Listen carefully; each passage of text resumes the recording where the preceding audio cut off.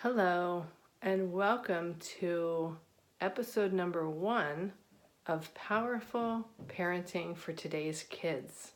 I am your host, Erin Taylor, and I will also be creating YouTube videos to go along with my podcast so that you can listen or watch or tune in whatever medium works best for you.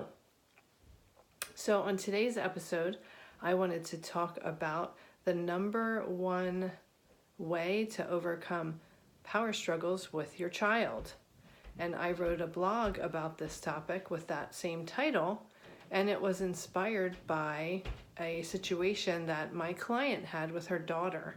And she gave me permission to share with you all here today, which was wonderful because I think there are so many valuable lessons to be had in her story.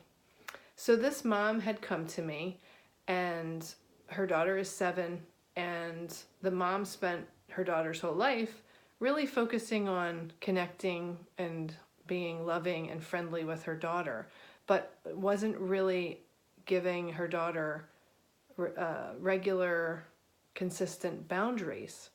And one of the things that Dr. Shefali teaches, Dr. Shefali is a dear friend and mentor of mine, is she talks about this concept of the 2 wings of the eagle. So on the one wing is connection with our child, and the other wing is containment. And without both wings, the eagle will not soar, and neither will our child. And so this mom spent a lot of time and effort on the connection wing, but didn't really work on the containment or boundary wing. And so this is one of the things that she and I are working on.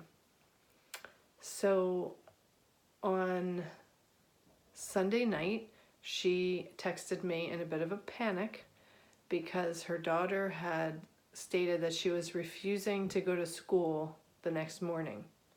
They had just gotten off of a 2-week break. She inadvertently scheduled their spring break vacation for the wrong week. And so they went on spring break the week before spring break actually occurred. So when they got back, there was still another week off before her daughter had to go back to school. And so her daughter was coming off of a 2-week break and being asked to go to school the next day. And in my client's text, I could feel and sense that she was feeling triggered by her daughter and fearful. Oh my goodness, we're going to bang heads on this.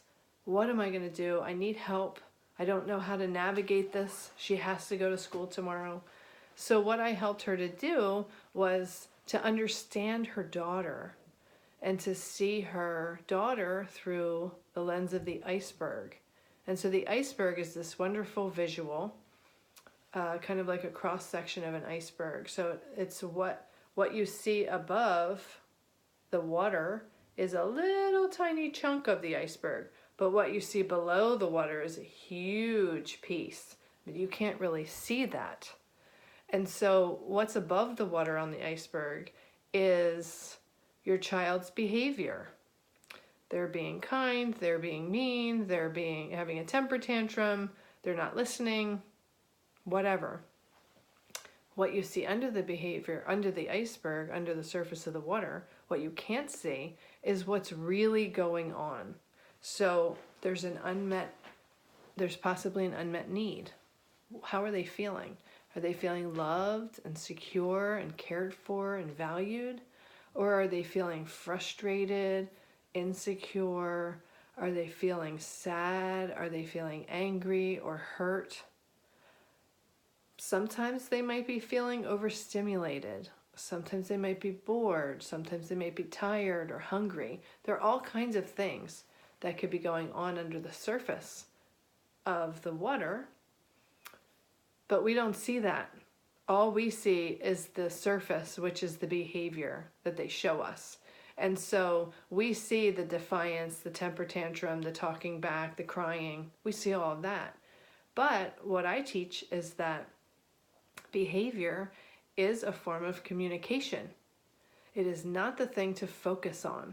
So when your child presents a behavior to you, rather than focusing on the behavior and getting stuck there and then getting into a power struggle right there on the surface with that behavior that you see, it's very important to take a step back and think about, look at the child through the lens of the iceberg and see if you can figure out what is going on that is causing that behavior. That behavior has shown up to give you a message.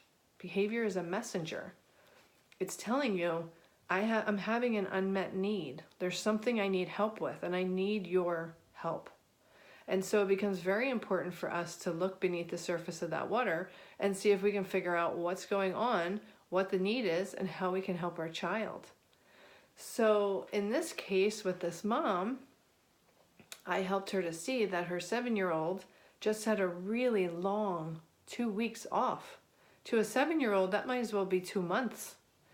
And so it's really hard to go back. I mean, sometimes it's hard to go back to school or work after a week. But this little girl had 2 weeks off, so it was extra hard for her. And she had a great vacation, and she had tons of fun, and she really just didn't want to go back to the grind of school. And so I helped this mom to remember to look at her daughter through the lens of the iceberg, and she was refusing to go to school, not because she's trying to be difficult or defiant or rude or disrespectful. That behavior has shown up in her to give her parents a message. I have an unmet need here. I'm having trouble transitioning from fun times and vacation and break to back to school, and I could use your help.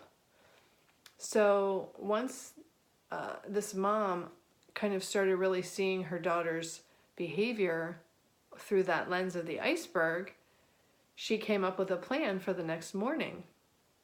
And so when they got up, the mom got up actually a few minutes early, a little bit early, so that she could allow for extra snuggle time with her daughter.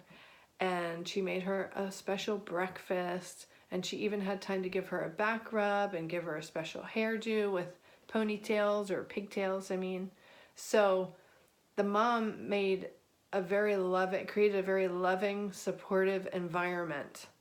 And she said to her daughter, I understand that you don't really want to go to school. It's really hard to go back after 2 weeks. And we had tons of fun, didn't we? We had so much fun on vacation.